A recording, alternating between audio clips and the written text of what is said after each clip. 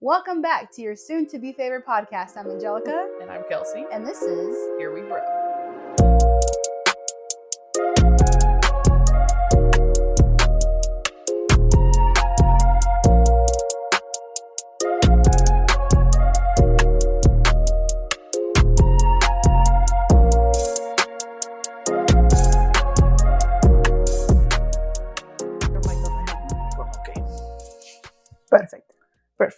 Perfecto.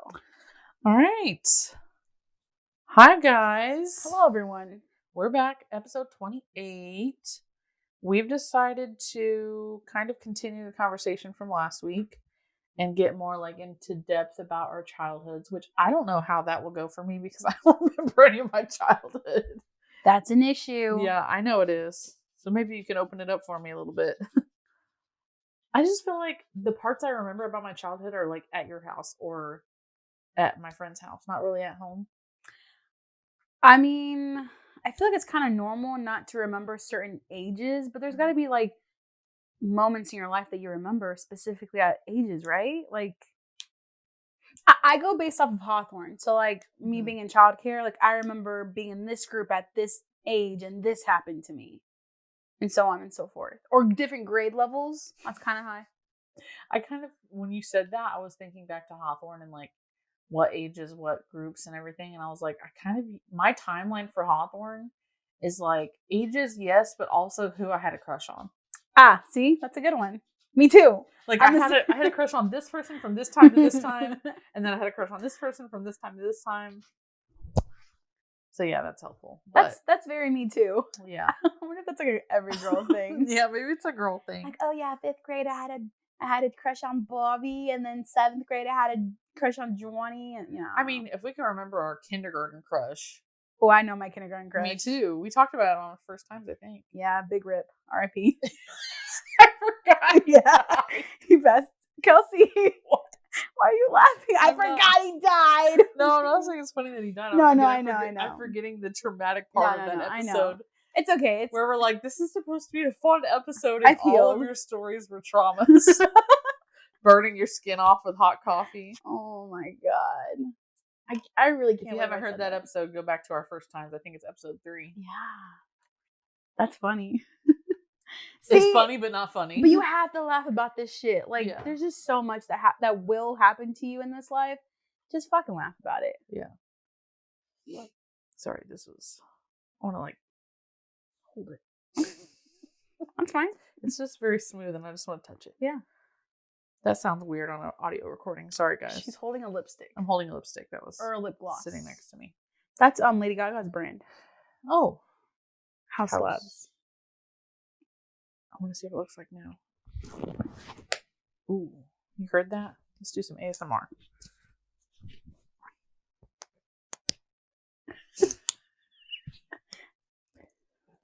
What does that sound like to you guys?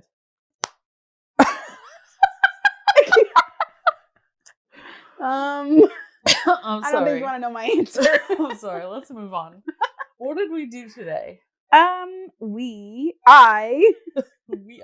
You know, last time you were we dyed my hair. And I'm I dyed your hair. But yeah.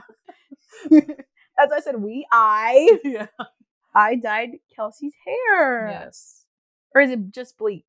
I mean, you can say dye. We use a box dye, which is fine. That's what I prefer. But yeah, we bleached it technically to make it more blonde. So now we're even. Yep. I dyed her hair. She dyed mine.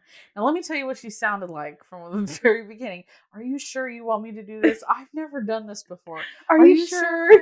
Are you sure you want me to do this? I'm you cannot mess this up. There's no way you're going to mess up bleaching my hair when it's already blonde. We just need to get my roots. And all the way through. Are you sure? Are you sure? Are you sure? Even halfway through, are you sure you still want me to do this? I'm I really fucking don't want to do it. So yeah, I do want you to do it. Because anything you do will look better than it looks now. So I guess I could have explained it to you that way. Tried my best. I really did. It's in a towel right now, so we don't know how it... First of all, she starts off by telling me, do the roots first. Mm-hmm. Which I'm Brad Mondo would be so disappointed in us. Mm-hmm. I can hear his video reaction right now. Yeah. Not like But we then recorded some it. videos he reacts to where he's like, "Oh, this is a bad idea." Yeah. And then it comes turns out out good, and he's like, "Well, damn." Yeah. Yeah. Yeah, I always think about that too. Like, wait a minute. So It's not black and white. Yeah. It's per person. Well, and I was saying, like, we have to start with my roots because my roots. My roots. We have to start with my roots because they are darker than the rest of my hair. So they need more time to sit and saturate. And I do it like this every time. This is not the first time I've been blonde, so I'm pretty sure it's fine. If you say so. We'll see here in a little while. I was like, Kelsi, what if your hair falls out? And I was like, it won't. I've done this a million times. It never falls out. But it'll come out fine. I hope so. It's in a towel right now. Yes, we'll see here soon. Yeah. I just want to let it dry a little bit more. Yeah. What else have we been up to? What have you been up to? Bowen, stop sniffing my feet. Let's see. What happened since we last seen each other? We had a whole weekend. Oh yeah, I went to Chicago for my cousin's birthday. Yeah. That was fun. Yep. What did I do on Sunday? Nothing. Just go to Chicago. It's really funny how like I would always depend on someone else driving me to Chicago, but this time like I was I've been the driver for a while now. Yeah. But I just think it's so funny how like everyone else falls asleep and here I am like, or is drunk on the way home. And I'm like, but I just have like my music. You're like asking them, "Are you guys sure you want me to drive? Do you trust me?" No, like how you were with my hair. No, but like my dad, he'll be like, "Hey, I wouldn't mind if you put some like Mexican music." And this time around, I was like, "Dad, I can't. That makes me fall asleep. Like, I'm sorry, but are you driving or am I? Because if you want your music, here's my AirPods. You have a ball. You can drive." But yeah, no, it was okay. It was cool. It was fun to hang out with family. It's my dad's side, so like I think I've said this in the podcast. I'm trying to get closer to them, and it was really nice seeing them and hanging out and just having a good time. Shout out to anybody on your dad's side who listens to the pod. Yeah, shout out you guys. It was fun. It was really nice. It was a good family time. I was gonna say something. Oh, I didn't do anything over the weekend, but I've found myself because I have an hour commute, so my hours are not 8-hour days. That's literally insane. My days are not 8-hour days; they're 10-hour days because my commute there, 8 hours of work, and then commute back. That by the time the weekend comes around, I just want to be at home all weekend. Yeah, I don't want to go anywhere. I just want to be in the house with my son, doing housework, enjoying my house that I work to pay for. Yeah. So yeah, I did absolutely nothing, but I loved every second of it. Yeah. And when Cash goes down for a nap, Mommy's getting a nap. Does he usually? I'm sure that everybody thought I was talking about sex or something. I was talking about taking a nap. No, we're real adults here. Yeah, no, we're just taking naps when our kids nap. Oh my God, when I asked you if I had enough time for a nap before you got here, it was 9 minutes. I remember I saw your location, and I actually fell asleep in those 9 minutes. Yeah. They say those like smaller intervals are better for you, like when you have a nap. I actually gave you 25 minutes. Shut up. Yeah. No, because when I pulled up at your house, I was like, I wonder how much time I gave her to nap. And I checked when you sent the text, and it had been 25 minutes when I pulled up, and I sat out there and ate pizza in the car for another 5. My whole life's been a lie. So it's probably been about 25 minutes. I really thought I fell asleep in 9 minutes and actually enjoyed a nap for 9 minutes. I was impressed. Yeah. Damn. No, it was about 25 because I had to go to Walgreens to get the hair dye, and then they didn't have 2 boxes of the same color, so I had to pick a different color. And then I was like, oh, there's a coupon, so I had to download the Walgreens app to get the coupon. So it took a little while, but I was like, it's fine. I felt well rested. I was like, there's no way I did that in 9 minutes. Yeah, no, it was 25 at least, if not 30. Well, thank you. I needed that. I was just like, I'll just sit out here and eat pizza for a few minutes.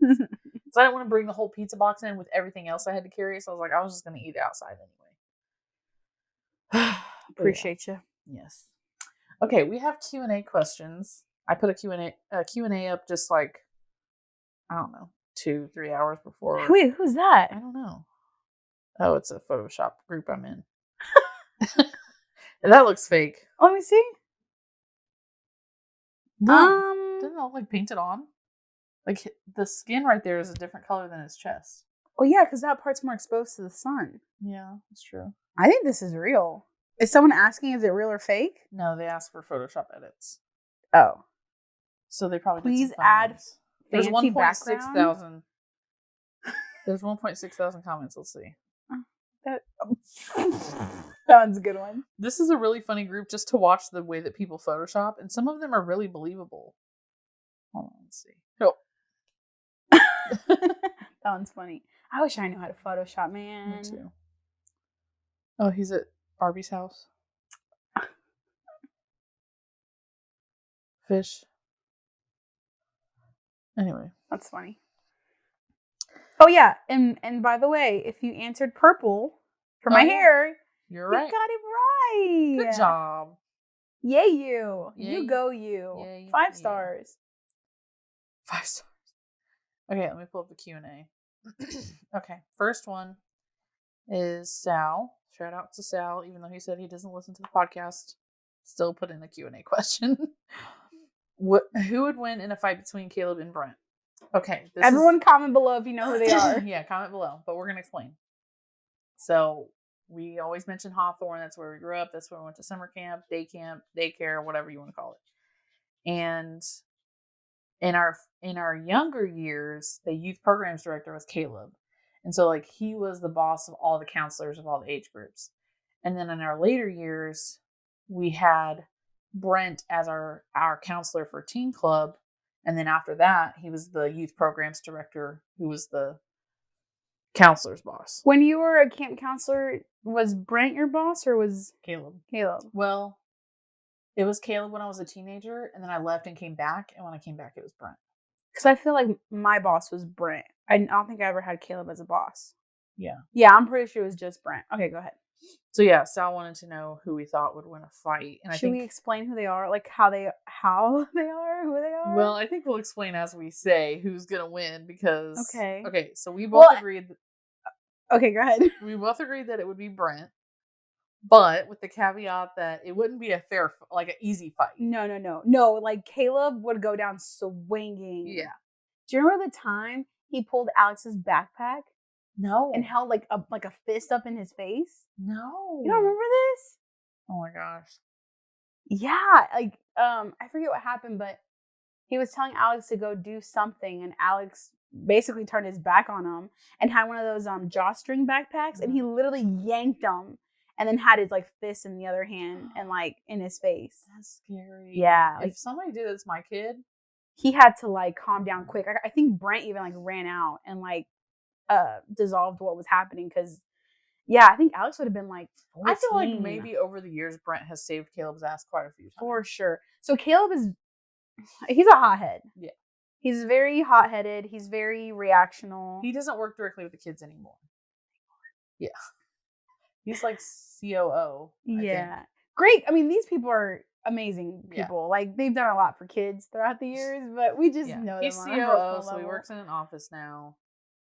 He writes grants and shit. Yeah. But before, though, and I think also, too, Alex could be one of those kids that could rouse someone up. Oh, yeah. Both your brothers. I'm not talking about my brother, though. Oh. I didn't know you weren't talking about your brother. I was talking about the other Alex. Oh. Yeah. Yeah, you don't remember this? I do see him as riling someone up. Yeah. Yeah. Would have been a little more believable if it was your brother, though. No, my brother never did that. They did get suspended multiple times by Caleb, but no, I'm talking about the other Alex. And then Brent. I'm pretty sure Caleb like banished the twins. Yeah, he did. Yeah. For years. For like 5 years. Who does that? I mean, they were running amok. For 5 years from a child care because they're kids? Not Kelsi, because they're kids. Kelsi, I don't think that was the answer. Okay, do you remember their offenses? I'm pretty sure they were bad. They were okay. Okay, but not like way worse than the other kids. I don't know. I would have to disagree. I mean, okay, you suspend them for 5 times and they don't learn their lesson. What else are you supposed to do? You're a daycare. What are you supposed to do? They have to find another daycare. They went to Mary Rick, didn't they, for a while? Yeah. I just think I'm sure crazy. Mary Rick wanted to suspend their asses too. probably did. I don't think they did bad at Mary Rig. I think they probably was like, oh, okay, yeah, let me call my shit. Yeah, or maybe Mary Rig wasn't taking their shit. I don't know. I just think that was a bit reactive. I think that was a bit over the top. I don't know. If I was a teacher or like, running a daycare and there was this 2 problem kids that were brothers and they were just like torturing other kids all the time. I don't think they were torturing other kids. Let's have Alex Figueroa, if you're listening, we're going to have you on the pod for you to confess your sins. I don't remember what my brothers did. I knew they were bad kids, but I don't remember. They used to like pull their pants down in the middle of everybody. No. Yes. They would do shit like that. Oh, wait. I remember Jasmine, rest in peace. She, one of her memories of the twins, where they were like dancing on top of tables, like with their pants on. Yes. Not only that, but like would pee in weird places. Oh my God. Like, vandalize stuff. When Jerry and I went to the same school, I got called down to the office, and me being a goody two shoes, I was like, well, I've never done anything in my life. Yeah. They called me down because Jerry, oh God, what did he do? Scooped out his shit and was smearing it on the stalls. Oh my God, I can never understand. They called me down to call my parents. Okay, tell me why fucking real ass adults do that shit in public restrooms. Shut up. Yes. What? Like, okay, you've never seen like memes and shit of like the way people have found public restrooms? No. Why do people do? Okay. Ew. Trigger warning for poop talk for a minute because we're gonna talk about poop. I had a coworker that worked with me at home a while ago, and she used to work for the Indianapolis Public Libraries. Mm-hmm. And she would do like housekeeping for them. No. And the libraries are safe haven for homeless people. Yeah, people experiencing homelessness. And they would go to one time she had somebody report that the bathroom needed cleaned up, and they were like traumatized. And she goes into this bathroom, and it looks like a horse walked in there and blew shit all over the bathroom and clogged one of the sinks. See, when you said blue shit, yeah, I thought you meant the color blue. I was like, wait. BLEW? Got it. And clogged one of the sinks. Why would you put it in the sink? Why didn't you use the toilet? So see, this is what I'm saying. You think it was just one person? Yeah, I think it was I think they figured out that it was a homeless person. But just one person. Yeah. Oh my God. But yeah, oh God. She had to clean that up. Oh God, that's the day I quit. Yeah, me too. Fuck no. But they need to call a fucking crime scene fucking cleanup to come pick that shit up. Yeah. Oh my God. But yeah, I can't understand how adults can do the shit that they do in bathrooms. Literally do the shit. Do the shit, yeah. Literally do the shit that they do in the bathroom. Yeah. When I was a camp counselor, this kid shit his pants. Like, sorry. I remember he didn't say anything. Yeah. Like, he was acting funny all morning. I don't know, just being typical. I can't say his real name because I feel really bad. Typical Donovan or whatever. Okay. He was like acting weird all morning. And then at one point, he was just, it's hard because like when you kind of know who their parents are and how their parents are, you're like, okay, yeah. That's why you're a shithead. Yeah. But also don't be a shithead. Yeah. But anyways, at one point he was just standing there and he wasn't moving. And I think I told him something like, hey, it's time to clean up. Like, your bus is about to be here in the morning. Like, you need to clean up. And he was just standing there. And then someone came up to me and said, it smells like poop. And I'm like, huh? The look on your face. Huh? I'm sorry, you're what? Scared. Huh? And then and they're like, I think it's blah, blah. And I was like, oh, what? I look over there and he's still standing. And I just see like brown stuff coming out from his pants. His like shorts? Pants. Oh, like all the way down. All the way down. And it just starts to drip. And I'm like, not today, Satan. Oh my God, did you go get somebody else? Yeah, because that's not my job. Anthony had to clean it up. Anthony had to take him to the bathroom. I would have expected a more higher up counselor no. to handle it. No. But you guys were probably like, what, 17? Younger. I think we're like 16. Yeah. Oh my God. Yeah. Anthony, if you're listening. Anthony had to clean that shit up. You've done too much for Hawthorne. You really have. No. But yeah, I just remember like, oh no. Yeah, that's It was bad. disgusting. How did we get on poop? Anyway, back to Brent. Brent. Oh, your brother. That's what it was. Brent is a little younger than Caleb. Uh-huh. You know what though? I don't think by much. I think we're talking about like 5 years or less. Yeah. They went to the same college. Okay. They did? Yeah. Oh wow. That's where they met. Oh.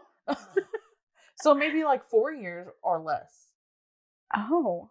Caleb just looks older, I think. Okay. Because he's like balding. Kelsi. Well, if he's listening, he's gonna be angry that we picked Brent anyway. He's not gonna be listening. But, no. But yeah, Brent is a little bit more. He did take care of his health. You know, he's a little basketball coach. Yeah. Basketball player. Did you ever have a crush on Brent? I think we all had crushes on Brent. Why did we have to say it out loud? Why? I don't know. Just don't want the people who know who Brent is to know. I remember, he's like what, twice our age? No, I'm sorry. Back then he was twice our age. I was saying, when I was 13, he was 26. He's not almost 60. No. no, you're right. When I was 13, he was twice my age. Yeah. I remember that. I remember we threw him his 26th birthday. Oh yeah. Remember 26? Like his 26th birthday. Yeah. I look back and I'm like, man, you were so old. And now you're 27. Yeah, we all had crushes on Brent. Yeah, he was pretty cool though. He was really cool. One of the coolest adult men that I had in my life. That was like not crazy. Just an all around good person, good vibe. Yeah. Until he became my boss. Yeah, and he was married and started having a family after a while. Yeah. Was he married when we first met him? No. Wait. No, I don't think so. I think he got married when you guys became counselors, maybe. Yeah, maybe. No, wait. Because I remember her coming and playing basketball with us during a walk-in. I remember I beat her at knockout, and she was pissed. I felt so proud of myself. She's a basketball player too. Because she's a basketball player too, and I beat her. She was first try. This last round of youth basketball. How did your niece and nephew do it? It would have been Aaron's age. I don't think Sophia's old enough yet. But the last time Aaron was in it, she was a coach. Oh, Brent's wife was a coach. Yeah. But yeah. Yeah. Cute babies. Very anyway. cute babies. Yeah, so Brent would have win. Yeah, next question. I'd pay for that we though. Spent fucking 18 minutes on that question. I'd pay to watch them fight though. Yeah, me too.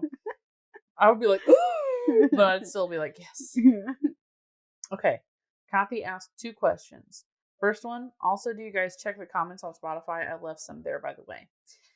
I do see them sometimes, but it doesn't notify us to tell us that we have comments. So unless I'm like going to look for them, I don't see them, but I'll try to check them more often now. Angelica doesn't know what you're talking about. She's just keeping her mouth shut, just looking at me like, Mm-hmm. I don't check any social media when it comes to the podcast, and that's a fly fault. That's a what? Fly? I meant to say fault of mine. No, I meant to say flaw and fault. That's a fly. That's a flaw of mine. Yeah. Yep. Yep. That's a flaw of mine. I need to be more active. Yeah. But I usually rely on Kelsi to tell me, hey, go check out the comments or go check the messages. And I'm like, oh, okay. Yeah. Other than that, if someone responds to you, it's not me. Most of the time, yeah. Best believe. Unless I make her respond to you. And then the second one was, do you guys ever tell scary stories again? Love hearing you guys freak out. LOL.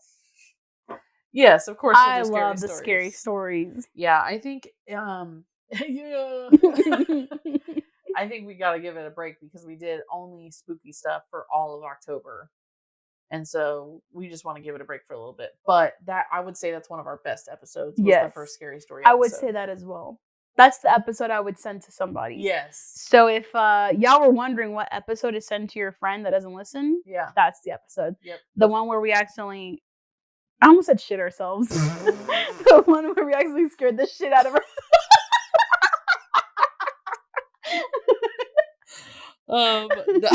That one is 23. We accidentally scared the shit of ourselves. Of ourselves.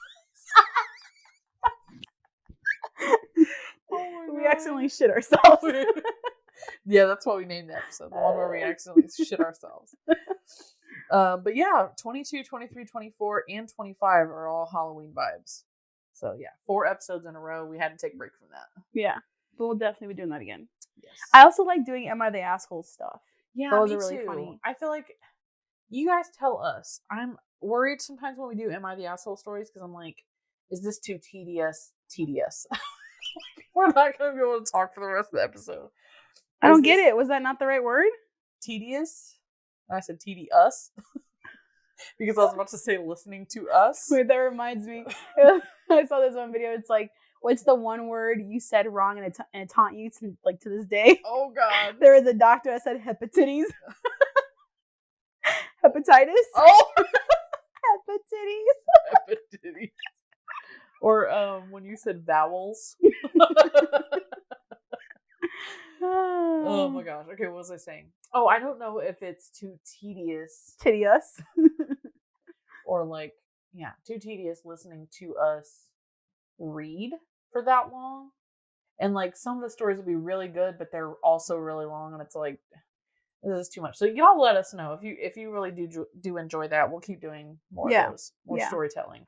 I agree. You guys tell us. And I really would love for us to get to a much bigger following so that we can read listener stories, because then the good stories will come to us and we won't have to go searching for them. Yeah, or y'all which is really hard to do on Reddit, guys. Hey, if you guys know a good story on Reddit, send it to us. Email it to us, send it to us on Instagram, or we'll read it on the pod. Or if you have a good story, send it to us. Send it to us and on Instagram or on our email. That's also our email's on our link tree, so you can go find it there whenever you want. Or if you want me to tell you right now, I'll tell you right now because I'll baby you.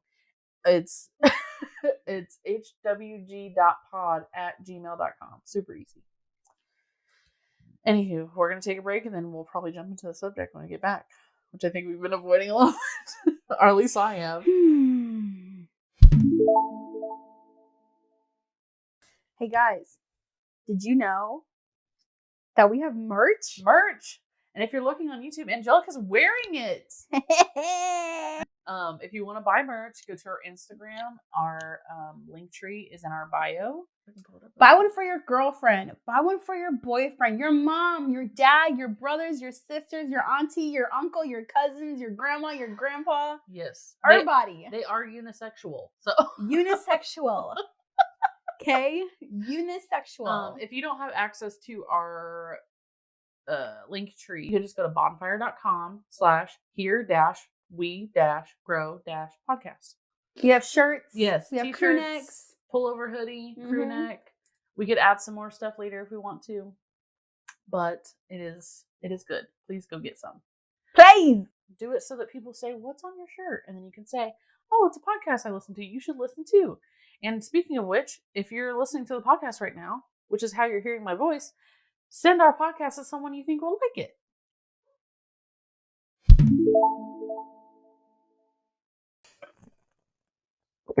Okay. Check it. All right. Okay. All right. Hopefully you guys have taken the attachment styles test by now.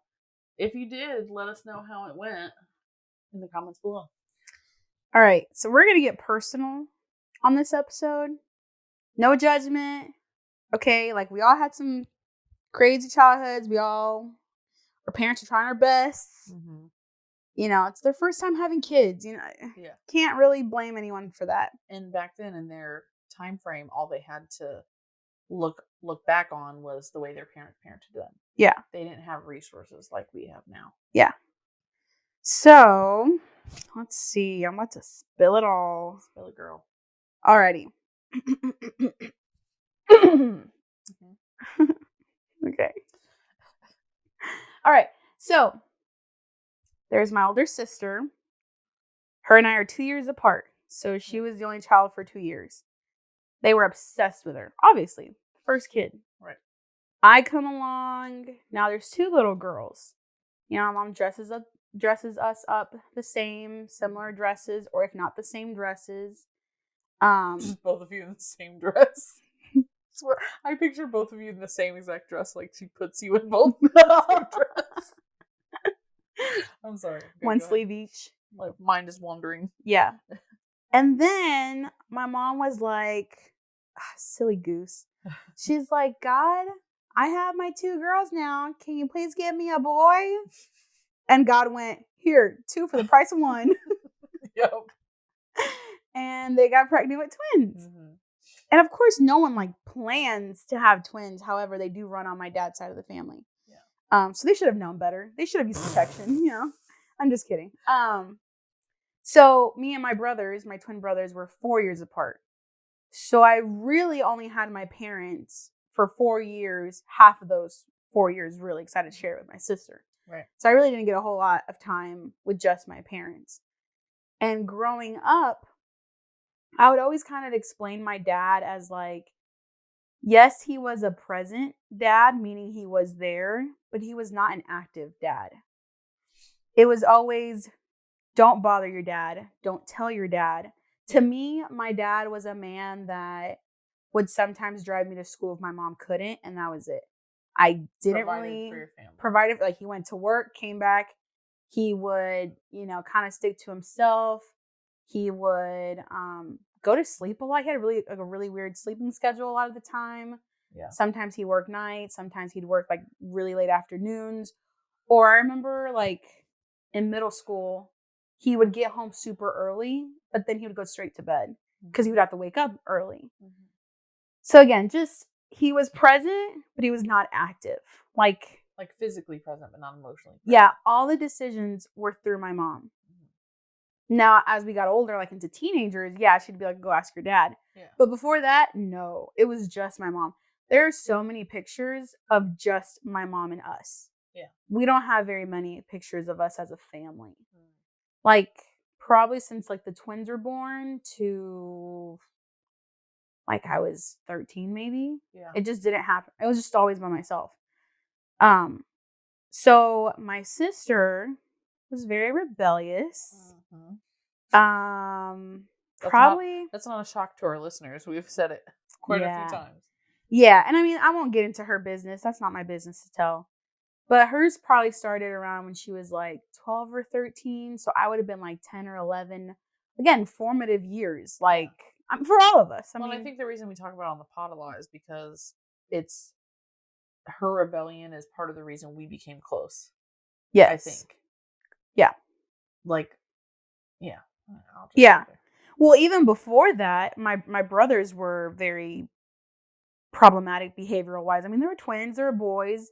They got into a lot of trouble. They always got suspended at school. They always got suspended at daycare. Like, it was one thing after another. It was like 2 against 1. Yeah, it was very hard for my mom. Yeah, and not even then did my dad really step into the picture. And I guess I should say, nothing against my dad. My dad, he has diabetes. So the thing with keeping him at bay was that we didn't really disturb him for anything because that could spike his blood pressure. That could like send him into a rage. And my mom's like, I remember my mom multiple times telling me like, that could kill your father if he knew. And so it was like this fear base of don't bother your dad with anything. Like nothing. Like he must not know anything that goes on in this house. Yeah. It was very that. I just thought of something. Uh-oh. What? Could that contribute to a fear of upsetting men in general?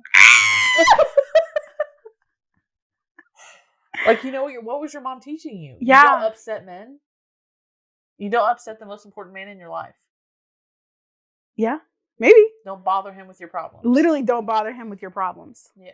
Literally, like, don't tell him, nothing. Like, you leave that man alone. Yeah. Maybe. Oh. Sorry. Okay. All right. I can't not unpack things. It just happens in my brain. So, yeah. So, my brothers were born when I was 4. And then, you know, from like 4 to 10, things were okay. I mean, my sister and I kind of just, we fell really hard into like our own friends. Cause you're a kid, you kind of don't really think about what happens at home. But then I'd say like, my mom was always just so stressed out with the twins. She had to leave work a lot. I kind of learned to fend for myself. Yeah. And not bother her too much. Not bother her either. Yeah. So I learned to not bother my dad from the get-go. And then my mom got stressed out with the twins. So I'm like, okay, not bothering them too. Like, I have to figure my shit out on my own. Like, whatever. So like I said, my sister became very rebellious around the time she was like 12 or 13. I was probably like 10 or 11. And I remember there was times where she would do something and then she would run away. And who got my mom's wrath? I did. I remember being punished for shit that she did. Yeah. Like, oh, your sister's not here because she ran away or she did this. So go clean the bathroom and do this and do that and do this and do that. And I'm like, or like you can't go anywhere because your sister's gone. Yes. Yeah. I couldn't like, I couldn't, yeah, I guess so. That's kind of how I explain it. Well, also like I remember times when like you guys would beg and beg and beg and beg and beg and beg your mom to go somewhere with your friends. And then Maria would get into a fight with her and then both of you guys have to come back home. Yes. I've brought that up to my mom. Like, you understand that I got punished for her doing right? Like, I didn't do anything. Right. There's a lot of things that I didn't do anything. Right. So many stories like that. But yes, I would get my mom's wrath. And to me, my whole life, I just remember my mom yelling all the time. Again, I'm not blaming her. I mean, she had 3 problematic ass kids. Yeah. And for that reason, I made sure to get straight A's all the time. I made sure to be unproblematic as possible. Yep. Like, you will never hear behavioral issues from me. Right. Except now that I thought about it, after we did the attachment styles, looking for that attention, I would always get in trouble in school. Not enough to where they had to call my mom, but I would talk a lot. And no. Yeah, I know. It's not hard to believe. Angelica. I was not Apologelica. I was a blabbermouth, bro. They would put my nose against the wall almost every day. You're like, she's talking too much. You gotta put her on some meds. Why did no one realize that something was going on at home? Like, no one was listening to me at home. You're just begging for connection and attention. Bro, I was 5. Like, yeah. Let me make a side comment about that because I feel like this is an important point to make. Okay. Growing up, you might have heard a lot like, "Oh, that kid is attention seeking." Like they're just looking for attention, and that's why they're acting out. But the narrative has really changed on that to connection seeking, and this is a good example of that. Yeah, they're not seeking attention because they're brats. Yeah, they're seeking attention, or if you change the word to connection, it makes more sense because they're not getting connection at home. Yeah, no, absolutely. I mean, I never did anything like bad. I didn't do bad things to get people's attention. I would just talk. Yeah. I would just talk my ass off. Like, I don't know. I couldn't connect to my brothers. I couldn't connect to my sister. I couldn't connect to my mom. My dad was not, I just had to, whatever I had to do. Right. And looking back, I'm like, why the fuck did I talk so much? Like, what the fuck did I talk about? Wow. Anyway, I'm just kidding. I'm not one to talk. For 2 of us to get together, you cannot shut us up. But that's the thing. They never called my mom. Like, it was never like a problem where they had to bring my mom in. I just I just have to put my nose against the wall every day. Like, that's it. Yeah. And stay away from other kids. Yeah. Anyway, so then my sister started getting rebellious, and I remember there was this huge secret that my sister entrusted with me. Huge secret, like huge. Okay. And I remember after like months of keeping the secret, I got so fed up of my mom punishing me for not doing a damn thing. Yeah. Like, I'm over here like, I have straight A's. Oh, but your sister ran away and your brothers got suspended. So I really can't like applaud you on your straight A's right now. I have too much going on. Right. And I don't even know what it was, but I was just sick and tired of getting punished for her wrongdoing. So I'm like, you know what? I'm tired. Like, I'm upset.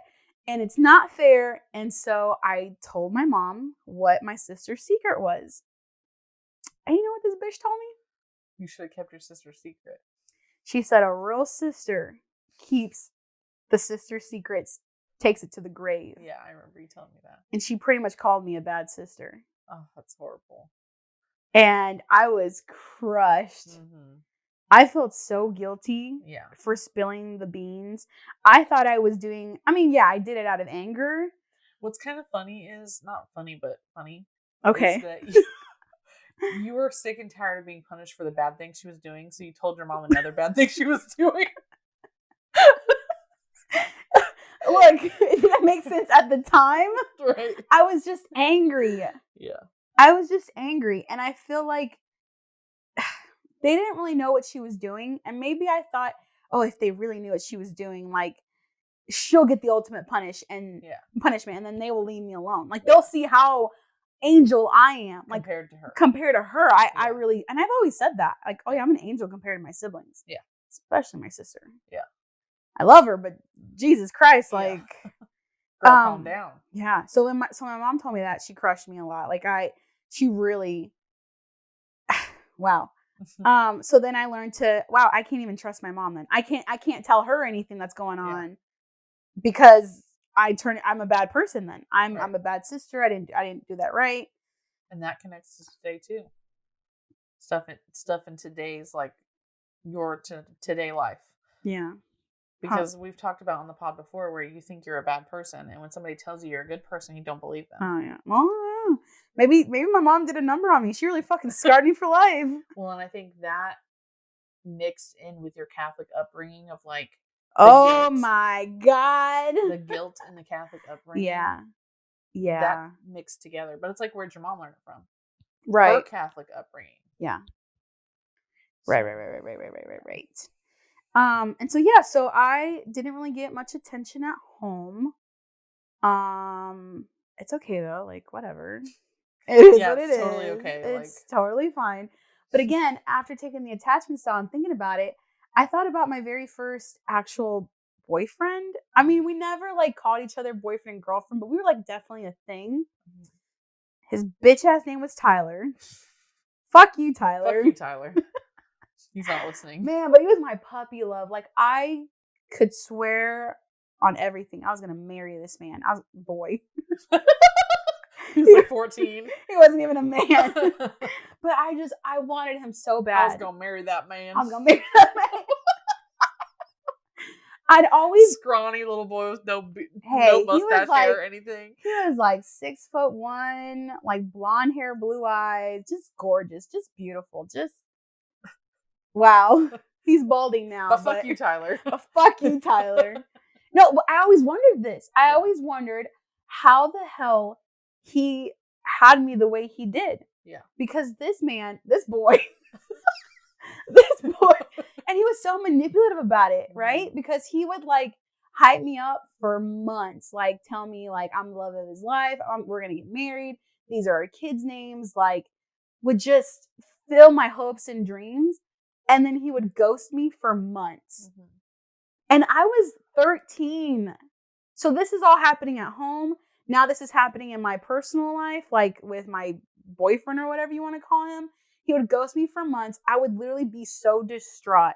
I'd be so depressed. I mean, as depressed as a 13-year-old can be. Yeah. You know, I was very heartbroken, and I didn't want to live life without Tyler. Like that's how bad it was. Well, and then, when you're that age, it feels like it feels so much bigger than it. Yes. It doesn't feel like you have 60 more years of your life to live. Oh my God, it felt like the end of the world. And then out of nowhere, he would just pop up. Oh hey, I got arrested and they took my phone away. Or hey, I went to go visit family in Kentucky and my phone broke and I just got a new phone. Oh, it's something always about the phone. And it was always a perfect excuse that I would accept, and we go back to normal. Yeah. And then it would just happen all over again. And it happened for like 2 years. Yeah. And I never understood why this boy had such a grasp on me. Like, I would literally hang off, like, anything he would tell me, I believed it. I, like, wanted it so bad. I had my head full with all these, like, thoughts of the future. And, for what? Like, It's because I wanted that connection. I wanted that attention. And he was the only one really giving it to me. Yeah. So whatever he gave me, whenever it was, I took it and I accepted it. And I wanted nothing more but that. Yeah. That's really sad. Yeah. Fuck you, Tyler. And it all came from you not getting enough attention at home. Yeah. Now, thankfully, looking back, I could have engaged in more risky behaviors. Most kids that had a similar childhood would. Yeah. But I think it's because I just wanted to really stay unproblematic as possible. Like, I knew my sister was doing things. I knew my brothers were doing things. And I just... Well, and you got to witness what happened when they were doing those things. True. And you're like, I don't want no part of that. Yep. I always said I learned from my sister's mistakes. It was like your house is always like stressful enough. It is always, even to this day. Yeah. I go to visit my mom sometimes and people just... And it's not necessarily that we're yelling because we're angry. That's just how we express each other. And I hate that I'm like that too. Yeah. I don't want a loud screaming household. Yeah. Like, I go over there and my stress levels just rises. Like, I think last time I was there, I was only there for like, I don't know, the day before that, I think. I was there for like less than an hour. I was like, okay, I'm leaving now. Yeah. I've said this on the pod before too. Like, we make it a point for our household to be very calm. And so whenever Cash is around a family member that just generally talks loud, he's like... startled. He's like, you're too much for me. Yeah. Literally. Yeah. But I don't want him to be in a high stress environment, so I'm going to do my best to not create a high stress environment. So, and growing up, like, my household was yelling too. Like, my parents were quick to yell. And like, I don't blame my mom. Like, I mean, 4 kids, crazy shit happened. At one point, we had like 11 dogs in the house that she did not approve of. Yeah. She was really pissed about that. Took half of them to the pound one day. It was really bad. Yeah, and like then she went through menopause. Like, I get it, girl. You went through a lot too. Like, yeah. I'm not blaming my parents whatsoever. But I think because of the whole attention seeking or connection seeking, and the whole Tyler thing, like, because I was able to accept Tyler, I was able to accept more toxic relationships. Mm-hmm. And I continue to... My brain is wired to forgive and forget so easily when people do me wrong that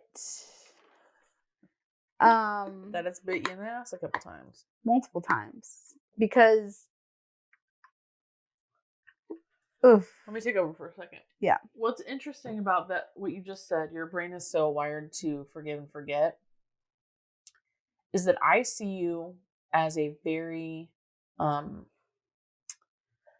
what's the word? So your general, like, personality, right? You're like a rule follower. We've talked about this. I think you called me a real follower. And I'm like, I don't think so. A rule follower. A rule follower, yes. Yes. Like, I'm very, like, you need to keep your credit score up. You need to do this in this way. Like, for me, though, only. Yes. Like, I don't put that on anyone else. Right. This is how you're supposed to do it. This is how I'm supposed to do it. But also... There's no other way around it. But also in the way of, like, this is how you're supposed to treat me, and this is how I'm supposed to treat you. And so, like, when people treat you badly, it highly offends you, which it should. But then at some point, your brain is wired to forgive and forget.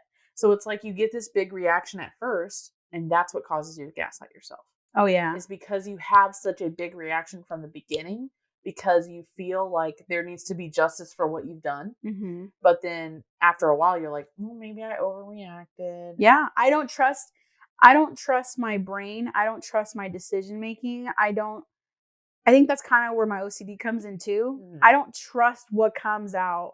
Like, the little voice in my head, I don't trust her. Yeah. And even if she's telling me, like, no, that's fucked up, you should never accept that, I'm just like, well, it's like this other voice in my head that's like, well. Yeah. Or it's always like, could it be worse? Most definitely. Yeah. And that probably comes from my mom too. Like, oh, you need to be grateful because other people have it worse. Yeah. She did say that to you a lot. Yeah. Mama, you'll be getting a call tomorrow. Yeah. And tomorrow's Thanksgiving. Mom, this is how you fucked me up. Mom, you said some really fucked up shit to me. Yeah. But yeah, so I think... Why do you think you don't trust your own mind? I don't know. Where does that come from? I don't know. I don't remember when it started. I don't. Like, who told you that what you say is wrong? Or what you believe is wrong? Well, you know what? Validation in general would cause you not to believe yourself. Because if somebody doesn't say you're right for feeling that way, Mm-hmm. you're always going to think you're wrong for feeling that way. Mm-hmm. That makes a lot of sense. I mean, yeah, like my mom. Whenever you go back to therapy, you should just show her the podcast. Well, I think we've already done all her work. I think about that as a kid. I can't imagine my parents being safe spaces. I can't imagine that. I can't imagine me being a kid and there's a problem and I go tell my mom. Fuck no. Yeah. I could never tell my mom about that stuff. Yeah. Not that I did bad stuff, but when things did occur or there was a problem, I never told her that. Like, this is going to sound really disgusting and I don't give a fuck, but I had plantar warts when I was a kid. I let that shit go on for years to the point where I couldn't walk. One day it got so painful I couldn't walk anymore. And you know why I didn't say anything? Because I was scared I was going to get in trouble. For having warts on your feet. So when my mom took me to the hospital, they were like, these have been going on for a long time. Mm-hmm. And my mom being like, why didn't you ever say anything? And I'm like, because I didn't want to cause any problems. I didn't want. Yeah. I just. That's like the religious trauma episode the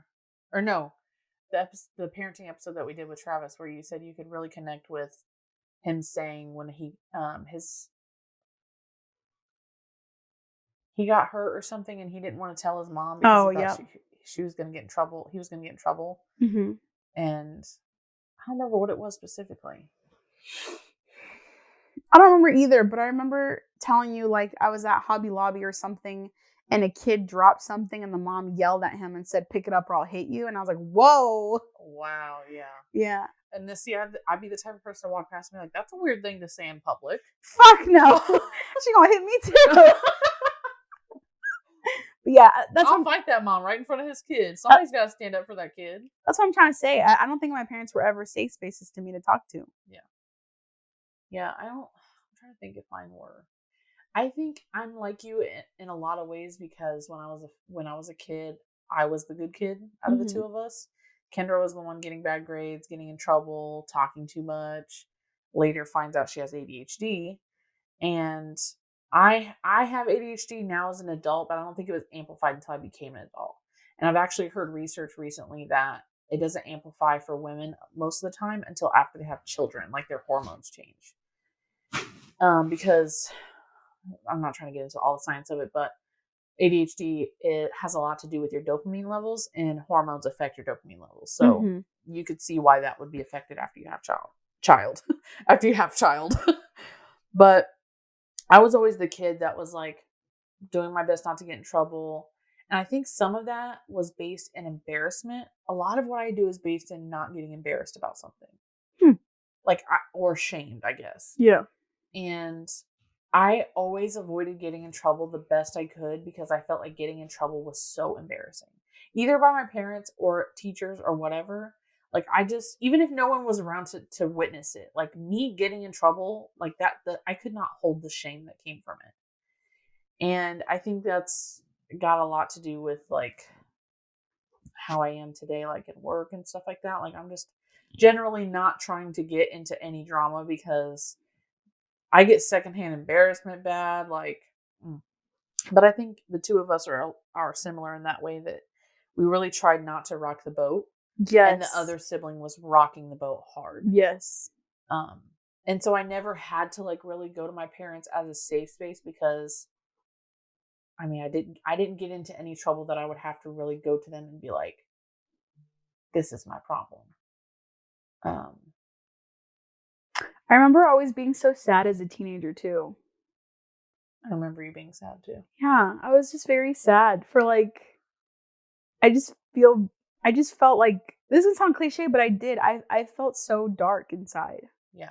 I think you also like felt deeply, and you still do. Like, oh yeah, I feel very deeply. Yeah. I feel deep.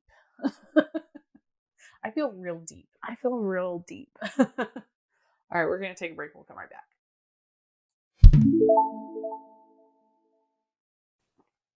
I was going to say, going back to the deep feelings and just being dark and feeling like, I think it was more than your teenage anguish. You know what I mean? Does that sound cliche? I think the word you're looking for is angst. I think anguish would work too, but I think you're thinking of teenage angst. Oh, okay. Don't tell me what I think I thought about. Okay, teenage angst, right? Mm-hmm. We all have it. We all go through it. Yeah. But I just remember feeling very, like, again, not saying other people weren't, but for me personally, it wasn't just a, you don't understand me, Mom. It wasn't like that. Like, it wasn't like, who cares about me? Yeah, it really was like, I could be gone and it would be fine. Invisible. Yeah. Yeah. That's like, sad. Thinking back on it, yeah, like I truly did not think like my parents loved me. Like I really, like, there's like this phrase in Spanish, no me pelaban, like they didn't pay any attention to me. Mm-hmm. They really like, whatever. They didn't have to worry about me. Worry about you. That's what I was gonna say. Yeah. So they just the same way. They didn't have to worry about me. Yeah, just let me whatever. Yeah. And that was it. You probably could have got away with murder. I really could have, but I was such a bad kid. I was such a good kid. Man, that's crazy. Okay. Well, I think I should reiterate that my attachment style was anxious. Mm-hmm. Anxious. Preoccupied. Mm-hmm. And I think you should say yours. Mine was secure. Boring. Yeah, it really is boring. Like, I'm not going to have a whole lot to add to this episode. Unless you, like, have questions that I can answer. Because I just don't know. Okay, go. Well, I don't know. Ask me a question. Let me think. Okay, so you're one of two. You're the oldest. Yep. Well, now 3. But when I was growing up, I was one of 2. Sorry, Ava. When I was growing up, I was one of 2. This is a very unique situation. And you and Kendra are 3 years apart? Yes. Do you remember a time before Kendra? I remember being very, very, very young. But I don't remember if Kendra was born yet. Because I don't know, like, I remember playing alone, but I don't remember if that's because she was a baby or because, like, I don't remember her being a baby. Do you remember? I remember her being, like, a younger sibling that, like, followed me around, like, walking, but I don't remember before that. Did your parents ever tell you how you were with her? Yes. Like, you know how, like, oh, the older sibling was so jealous of the younger kid? Yeah, they used to tell me that I would always talk for her. Like, when people would ask her questions, I would answer the questions for her. And my parents used to tell me to stop doing that because then she wouldn't learn how to talk. Kind of like how you said, no, I think you mean this. Yep. Huh. That makes a little bit of sense. That does make a lot. But I why? do it to Travis, too. Wait. Why do you... Wow, we uncovered something there. Why do you think you do that? I don't know. Do you just feel like you know better? No. I think I value things being accurate. I know that sounds so like a cop-out. I don't think I'm right about everything. I mean, I am right about a lot of things. Wow. I will give myself props for what I am right about, but I don't. It's not that I feel like I'm right about everything, but like, okay, in Travis's instance, or even in your instance, if you say something that I know for sure is the wrong word, English is my second language. I want to tell you because I want you to know for a later instance. Say you use that same word in front of 10 coworkers later, and then they're like, Angelica, that's the wrong word. And then you're embarrassed. Wow, you really saved me there, Kelsi. Thank you. You know what? It makes sense that maybe, I don't think it was malintent ever, but I think you're right. Like her being a baby, you kind of felt like you were her voice, maybe. Mm-hmm. Yeah.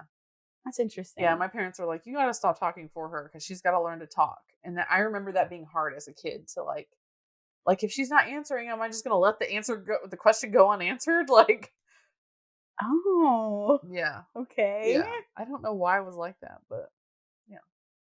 Any other questions? Huh. We figured some stuff out in that one. That was a good one. Yeah, that's really early on though. Like what could have... I don't know. And it stayed with you this whole time. My mom is kind of that way. My mom is kind of like, If she thinks you're wrong about something, she'll tell you. She's not just going to let you move on with your life incorrectly. Like, you know what I mean? Well, yeah, that's where you got it from. I think at work a lot lately, I've been catching myself like being able to stay quiet more. Like I'll think in my head, like, I don't need to respond to that.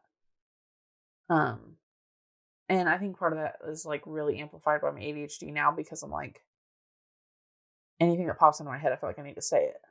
And I don't. I don't need to say everything that pops into my head. I have a podcast for a reason, to remove those words from my brain.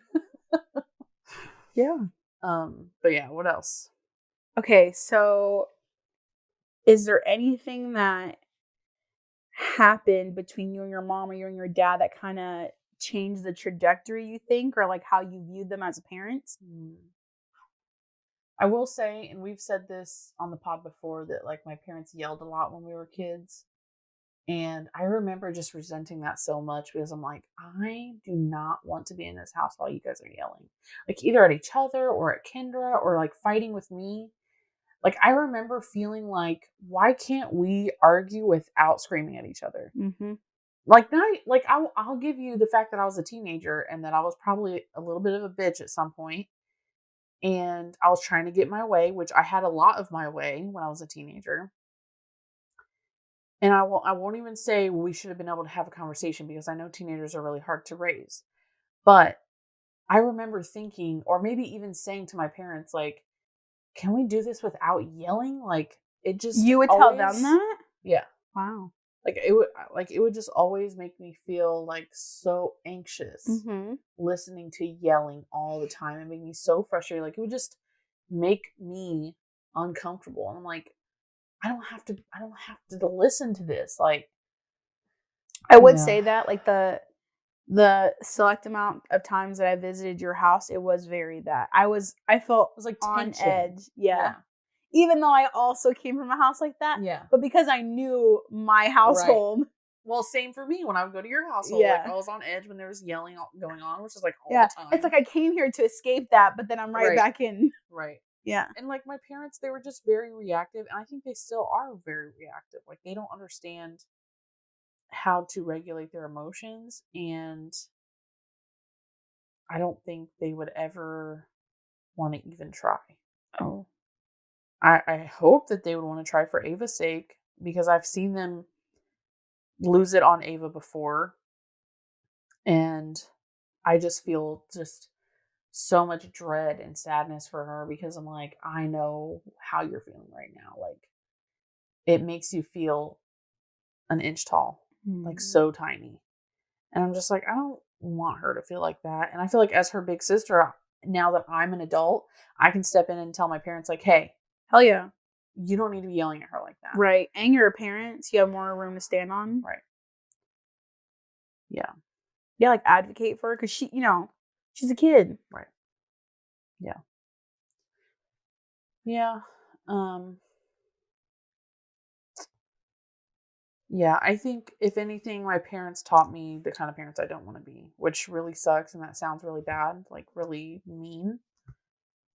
But they've also taught me the kind of parent I want to be too, because if I think back to my best memories as a child, I would say it was always like vacations and holidays, and they always made sure to make those special. Sometimes did a fight happen, or not like a physical fight, but like an argument happen, or like there was yelling going on during one of these situations. Sure. But like my best memories are road trips on the way to vacation, riding on a plane for the first time to go to Florida, and going to the beach for the first time. And like, I really appreciate how they nurtured the magic of Christmas when I was a kid. Like I really something's in my throat. I really, really felt the magic of like Santa and Christmas when I was a kid. And I remember when I realized that Santa wasn't real, which is probably later than most kids. I don't know what year it was, but probably later than most kids. I still kept it up for a while after, because I didn't want to let go of the magic. And I wanted my parents to believe that I still believed, so they would continue the magic. Wow. I wasn't ready to let go of it yet. I knew when I was like 5. Oh yeah, it was much later than that for me. Or probably even younger, honestly. 4 or 5. Your sister probably ruined it for you. Well, that and never mind. It's not really sad. What? Well, first of all, my parents are like Mexican, so to them, Santa. They're like Mexican. They're kind of like Mexican, but they're kind of like not. So like to us, Santa wasn't like a huge deal. Mm-hmm. And we always went to like toy drives. So like I knew what was under my Christmas tree. I knew where it came from because I picked it out. Right. It wasn't like Santa's coming tonight. Yeah, it wasn't like that. Are you gonna get? My mom tried, but like I knew. She could have went to the toy drive by herself. She didn't have to take you guys with her. She wasn't concentrating on the magic of Christmas. Yeah, exactly. She had other things too. Right. I definitely want to make sure that we really instill the magic of Christmas with Cash because I want to relive that with him. Yeah. I remember. And it'll be more sweeter too. I remember my boss told me one time a few years ago when I said, Christmas just doesn't feel the same anymore. Like it just doesn't, there's no magic in it anymore. This was years ago when I said this. And she goes, yeah, when you have a kid. When you're an adult, it becomes really boring until you have a kid and you get to relive it with them. And then a year later, I became pregnant. I was like, that's exactly what I needed. On time. So we're actually going to Santa on the Jetway. What's that? This Saturday. Actually, I forgot it was Saturday. Shit. I'm glad I remember just now. What's on the Jetway?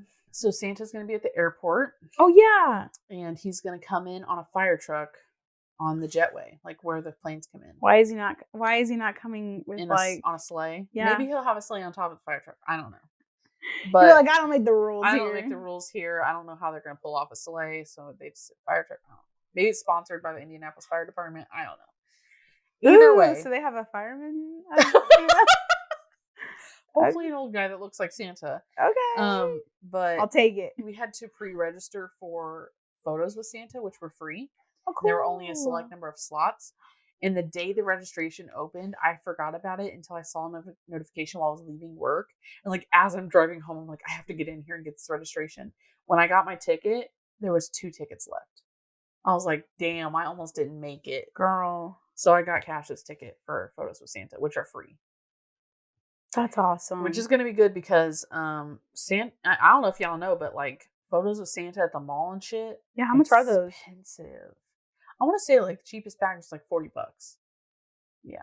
I'm like, I'm not paying that for you to sit on a stranger's lap and you might not even like him. So true. This will be Cash's first time seeing Santa in person. I've been trying to show him like videos and stuff of Santa so that he can understand who he is when he goes to meet him for the first time. Be familiar with him. Yeah. So he's not just like, who's this old guy in a red hat? Like, why are you making me sit on his lap? Fuck? Yeah. But also, how weird is that as a child? Yeah. Like the tradition, just like if you had to explain this tradition to an alien. Yeah. Like, well, there's this old guy. You sit on his lap and you tell him what you want. And you tell him what you want for Christmas. And then he comes down the chimney. Comes down your chimney in your house and he puts the plants. He puts the presents under the tree.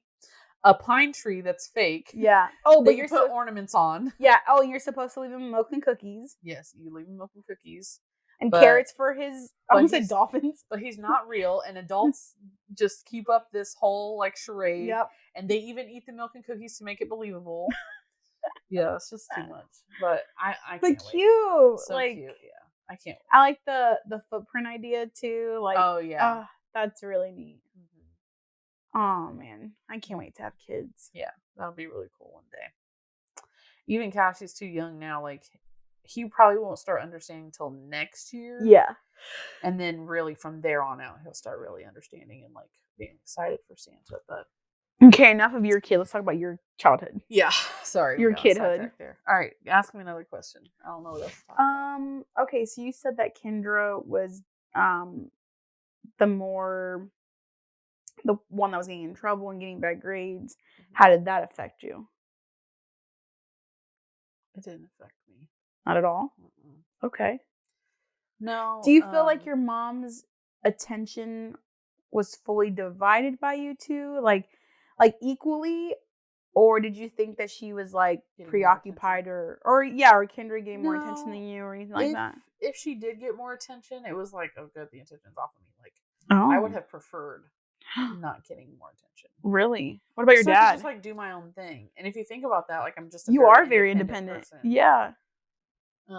You were very independent. That's true. I would say the only way that it might have affected me with her getting bad grades is like I remember having really stressful nights at the kitchen table trying to finish homework. And if she just wasn't getting something, my dad was like yelling at her about it. I'm like, she's not going to get it more if you're yelling at her. Like, right. Chill the fuck out. Well, how did you know that though? Like, how did that make sense in your head, but it didn't make sense in your dad's head? I don't know. Like, you as a kid, how?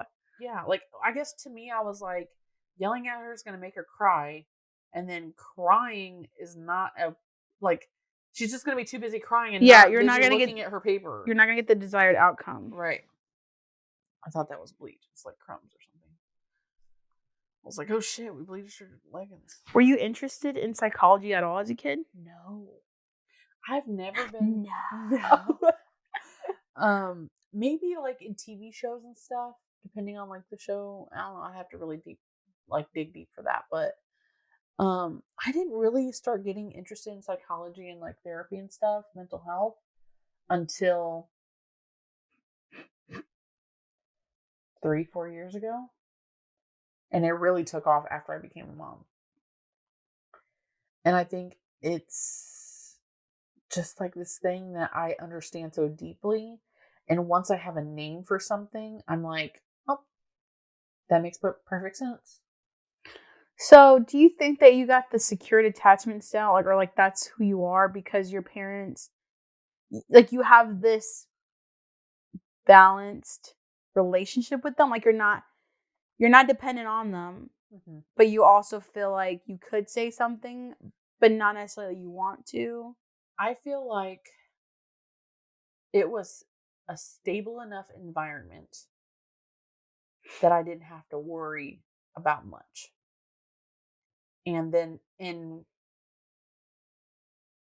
because of that, because I didn't have to worry about much, I didn't have a lot of worries to bring to them. Maybe that's kind of where the secure attachment comes from, is that we kind of always had a stable environment. My parents were considered like, I would say, middle class, living comfortably until the recession. And then my dad lost his overtime and my mom lost her job. And when that happened, I was a teenager. I was actually going right into teenagehood because that was in like 2009 when the recession hit. And I remember then we were like lower middle class. I wouldn't say we were poor, but we were lower middle class. Like, we got a car repoed, like we were struggling to figure things out. And my mom told me, she was like, we're going through it. I can't be buying extra stuff right now. I'll get you what you need, your necessities, and we'll have food in the house.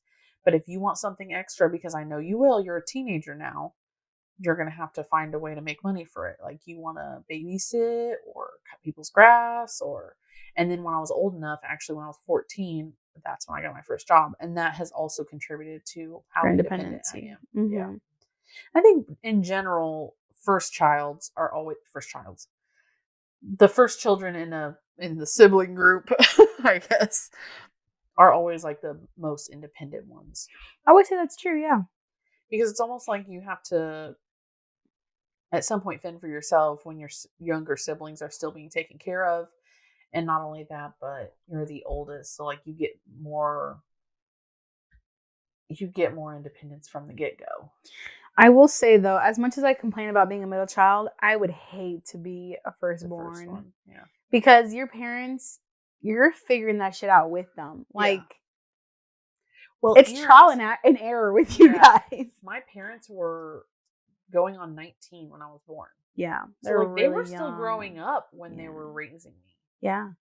They're babies. That probably takes a bigger part in it, but you would think you wouldn't have a secure.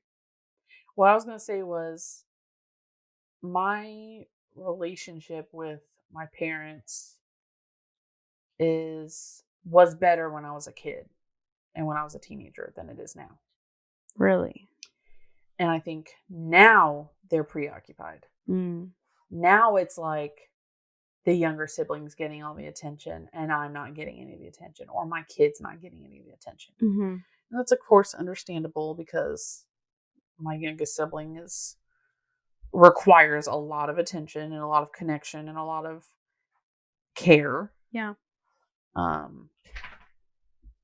And I think another reason why my relationship was better with him when I was a kid versus now is because now I'm an adult to be able to say, you're not going to yell at me.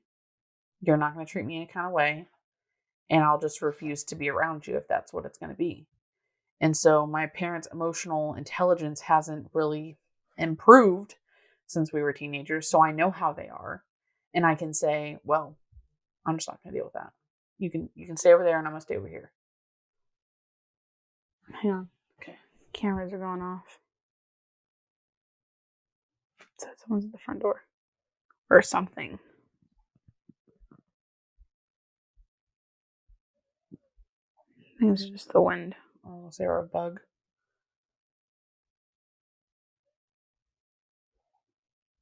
Nothing? No, sometimes like the tree branches will kind of get, it'll trigger it. Yeah. Anything else you have to ask? I just think it's crazy how, not crazy, but I think it's very interesting how there are some kids like, well, I see you being this way and I want to make sure that I'm not that way at all. Mm-hmm. And then there are some people who just, well, that's what I saw, so that's what I became. Mm-hmm. Like, I want to know, where's the divide? Yeah, like how did you decide? You go one way or the other? Yeah. Like either you, it's a subconscious that you do it, or like, I feel like something happened to have caused you to have that thinking. I was originally going to say if you had kids really young, then all you have to fall back on is the way your parents raised you. But then if you've matured before you've had kids, then it's like, oh, well, I'm going to make my own decisions about the way I raise kids and not raise kids the same way my parents raised me. Yeah, that could make a lot of sense too. That could be it. But your mom had, well, how old was your mom when she had Maria? 26. That's pretty mature. But she also comes from a small town in Mexico where it was very heavily religion based, and I was gonna say it could be.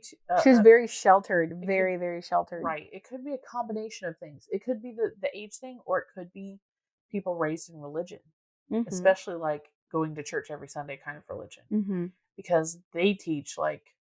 They put the fear of God in you. Well, not only that, but they teach you to respect your parents no matter what. That's true too, yeah. And so if you're raised to believe that, then you're raised to believe your parents are always right. Yeah, and I mean, I think it also goes even further to that. Like my mom, she's the oldest kid. She's the oldest sibling. So she had to become a parent. Like she's very forceful. She's very authoritarian. Like she's been that role to all her siblings. Yeah. So I think it kind of felt natural on her when she had kids, and my dad had to take a step back. I guess that she's the oldest. She's the oldest, yeah. And my dad, he's somewhere in the middle too. So he really doesn't sway one way or the other. Like he's very neutral, tries to stay out of everyone's like problem. You. Yeah, like me, I guess. You should talk to him about that. Maybe one day have a conversation about like how you guys have similarities and how you grew up as middle children. Yeah. I have talks like that. I mean, kind of he really is hands off, and he's been like that like almost his whole childhood. Like he would get beat on by his older siblings, and then he's very nurturing to his younger siblings. So like he has different relationships with all of them. Yeah. The one that he got along with the most was my aunt, who's the oldest. She passed away, rest in peace. And I think it's because he saw her as a second mom, because his mom was too busy being a mom to other kids, because he was one of 10. Yeah. So, I mean, you got to cut them some slack too at some point. Yeah. And I do. Like and when we're old and their age, when we're their age and we're looking back on how we parented, we're going to need some slack too, because we're going to make mistakes. We don't know all the information that there is out there. Yeah. And I think it's important too. Like, I don't know if you've ever had the talks with your parents, but I've talked to my parents about things that kind of shaped my childhood and how I am the way that I am. Not in a blaming way, but just as a, hey, this happened. And just so you know, like this affected me. Yeah. And I think initially my mom kind of took offense to it, but now she just we just have a conversation about it. We just talk. And she's not like that anymore at all. Like, she's much more of a safe space for me. And so is my dad. My dad's, I think, man, just raising 4 kids and like 3 of them being pretty bad. It must have been a lot for them. That reminds me of the hierarchy of needs. Now that you just said that. Oh yeah, and we're I gonna talked talk about that. that. Yeah, I talked about that. I wanted to talk about that. We'll talk about that when we come back.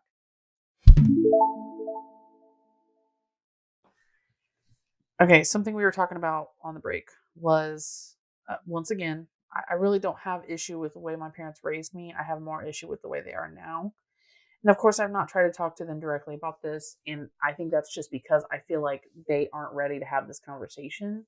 Not only because they haven't matured to my emotional intelligence, which sounds really conceited, but also because for the last 10 years, they've been in survival mode trying to survive with a special needs child. And so it's like, are they going to have the capacity to even talk about this? Mm-hmm. But to be like receptive to what you're saying, right? And not defensive. Yeah, that has always been a big thing with them. Is just being very defensive. And what I was telling Angelica was, I feel like our relationship right now is very transactional. Like, what can you do for me? Or if I'm going to do something for you, and you need to return the favor. And she said, what started that? Like who started it? Yeah, who started it? And I said, at some point, I feel like as an adult, I asked for help. And maybe I asked for too much help. And then it was like, it became too much for them. Like, it was annoying to them that I was still asking for help. And then it was like, well, what are you going to do for me if I help you? And then it's just been like that ever since.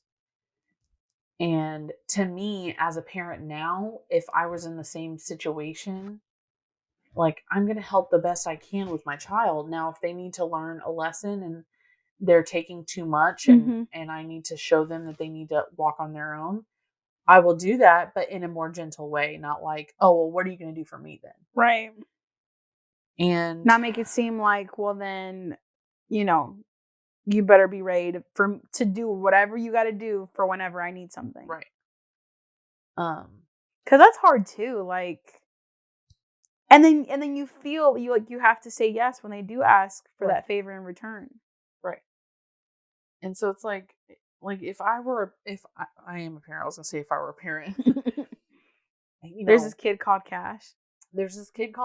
And if he were my age, and he was asking me for help, I would not make him feel bad about asking for help, because I know how that feels. Like, I know the shame that comes from asking for help. Oh, we've just uncovered something. This is good. I don't ask for help. If you think about it, we had a girls' night back in the summertime, like maybe July, August, where we went to White River. And I was telling you guys, like, it's hard for me to ask for your guys' help because there's so much shame involved in it. Mm-hmm. And it's like, I guess that's probably where it came from, because at some point they made you feel made me feel ashamed to ask for help, or like me asking for help would be returned with, oh, you need help again? Oh, I guess. Oh my God. And I think that's why I'm very envious of the way Angelica's mom is, because she is throwing herself into the fire for her adult children any moment she needs her, any moment Maria needs her, any moment the boys need her, to her own detriment. And she never has to worry, her kids never have to worry about her mom not being there, because she's always going to be there no matter what. You don't have to return the favor to her.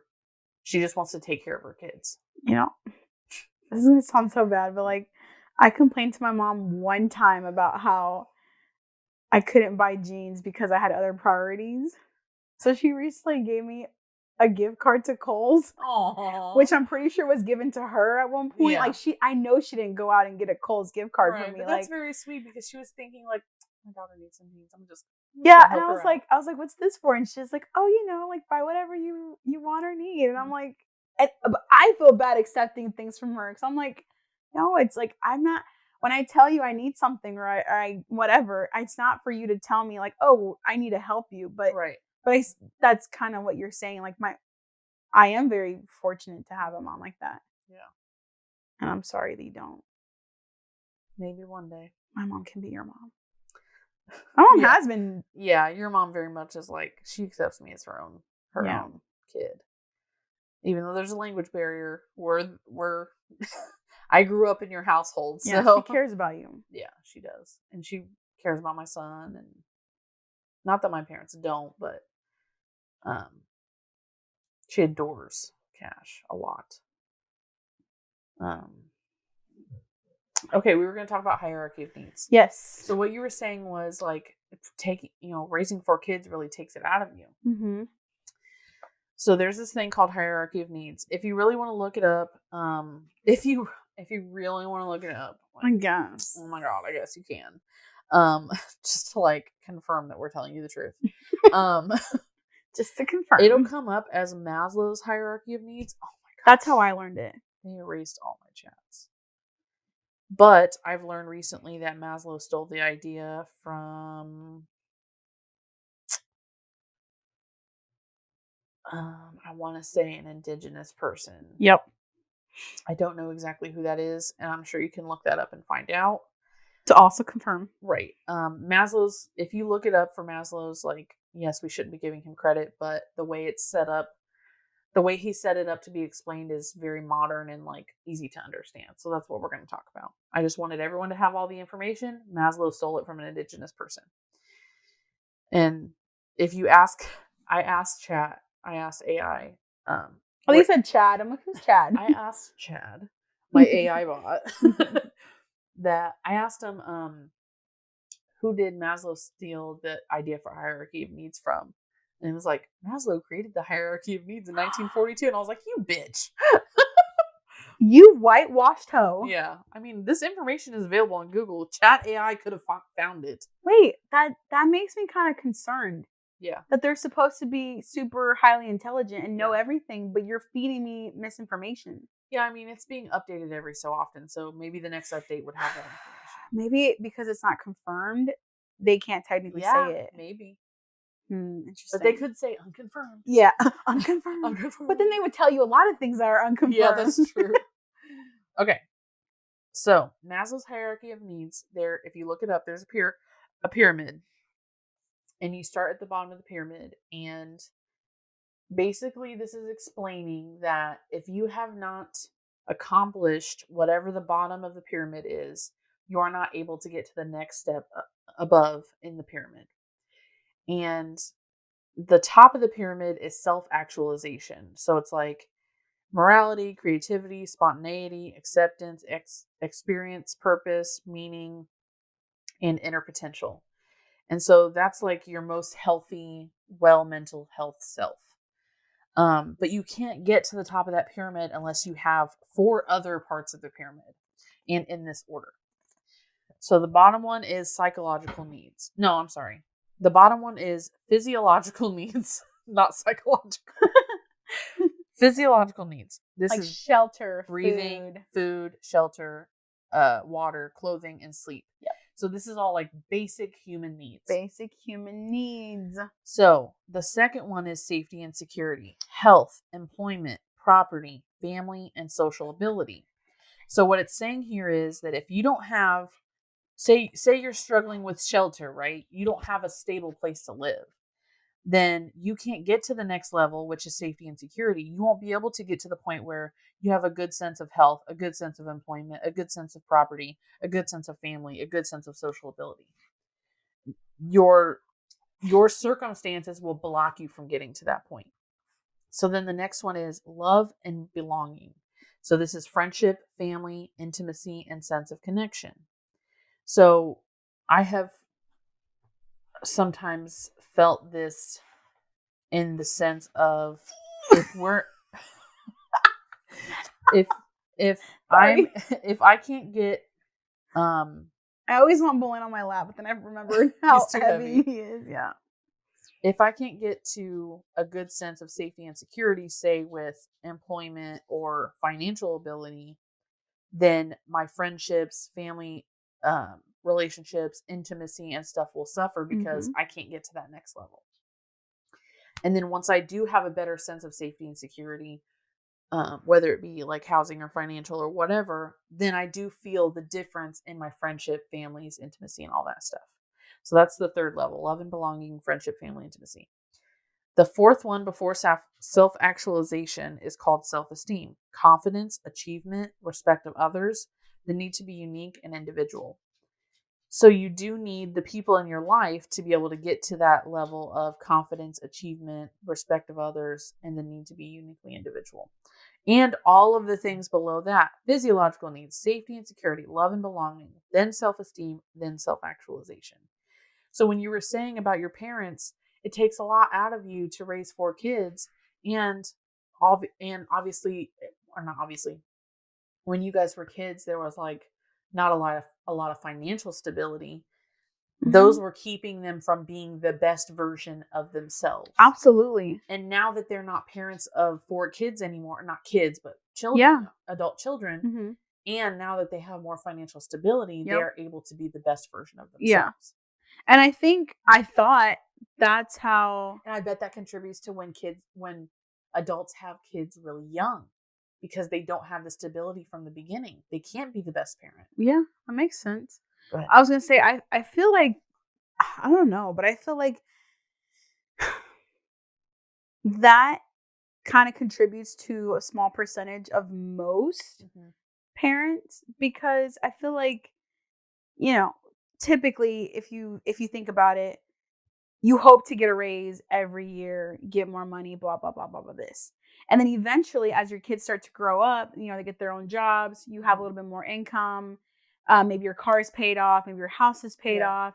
You have a little bit more disposable income. So you are able to fulfill a lot of those hierarchy of needs. Right. So then, and then by your experience, and as you grow as parents and as your kids grow, you then become, or should become, a better parent.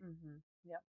Now, it's not always like that. No. I mean, circumstances change. People lose jobs. Privilege. I mean, health issues. So much can happen that will knock you right back down to the bottom. Right. I think this is not like, you're never going to get to self-actualization and stay there forever. You're always going to be fluctuating somewhere on the pyramid. Right. Kind of just because you've made it doesn't mean. Kind of like the saying that, like, happiness is not a place you need to get to. Happiness is just like a general emotion that you feel throughout life. Those are moments that you're going to have throughout life, not a place you need to get to. Because if you're always chasing this place you need to get to, you'll always be frustrated not getting there. Yeah, that makes sense. So I think I'm glad we talked about hierarchy of needs. I've been wanting to talk about that for a long time, and it can be applied to so many things in life. Like, if you're struggling with anything right now, think about where you're at on the hierarchy of needs. Look it up. Where are you at on the hierarchy of needs, and where is it blocking you from getting to? Just think about that.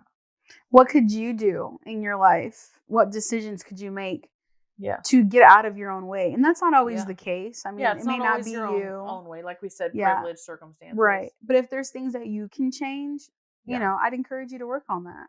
Yeah. For sure. Yeah. We never did a quote of the week, so let's do that. Okay. Remember the quote of the week that we said we were going to do? Can we say it? Yeah. Okay. If someone told you you were like your significant other, would you be proud or upset? Like ashamed? Yeah. Would you see that as a compliment, or would you see that as an insult? An insult, yes. So I'm gonna start over. We'll cut that out. Cut that out. If someone told you you were like your significant other, would that be a compliment or an insult? And if it's an insult, consider why that's an insult. Why do you not want to be like your significant other? And if that's true, maybe that's somebody you shouldn't be with. You should be proud of your significant other. You should want to be compared to them. Yes. Because you think they're a good person. So therefore you're a good person. Right. That's what it all boils down to. Yeah. Yeah. What was the second one? Something about kids, I thought. There was another one? Yeah, there was 2 questions. That was a question, and then it was something about raising kids. If your kids grow up and have your partner as a partner, would you be okay with that? Would you be okay with your kid growing up and having a partner just like your partner? Ooh, that one really makes you think. I know this isn't too relevant, but I don't know if you guys watch the Kardashians or whatever. I watch it from time to time.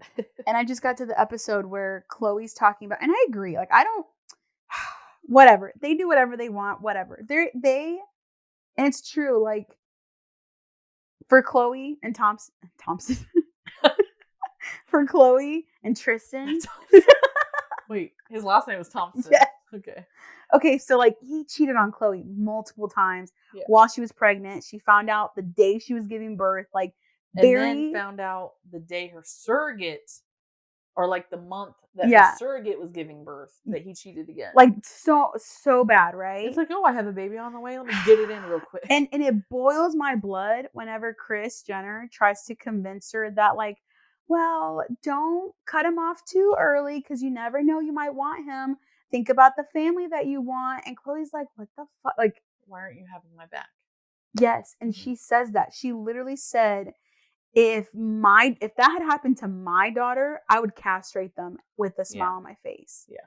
And I think it goes back to, like, would you be okay if your children or your child had a partner like your partner that you have currently? Right. Would you be okay with that? Or Right. would you be upset? Right. And if you'd be upset, probably shouldn't be with that person. Right. Yeah, I think there's someone in our lives that should be thinking about that. For sure. Mm-hmm. Like, another quote of the week. Okay. How many do we have? Oh my God. I just choked on my spit. Another quote of the week. That's it. What is it? Don't go back to less because you're too impatient to wait for better. Mm-hmm. Mm-hmm. Don't go back to what's comfortable. Yeah. Mm-hmm. Don't, because it's hard. Like, I know don't stay in comfort. Because if you're not happy, how could you possibly be comfortable? Yeah. But your brain, like, tricks you into thinking you're comfortable. Right. Because the hard thing is leaving. So if you have to leave, you have to go through a short period or maybe a medium period of hard. And that's uncomfortable. It's more uncomfortable than what you were in before. Right. Yeah. Yeah. I think someone out there really needs to hear this. I was going to say, hopefully we're reaching somebody out there. All right, you want to wrap it up? All right. This has been a deeper dive on our attachment styles and childhood, really. Yeah, I think this is a really good conversation, so I hope you guys enjoyed it. Yeah, you definitely learned more about us. Yes. Please, no judgment. We're all kind of fucked up. And you know what? You should reward us for being so vulnerable and go buy some merch. Yeah. Anyway. We're here for you. We love you. Thank you so much for listening. Yes. And take the test. Take the attachment styles test. I'll put the link in the show notes too, but it's also in last week's show notes. So we'll see y'all later. Okay, bye. Bye.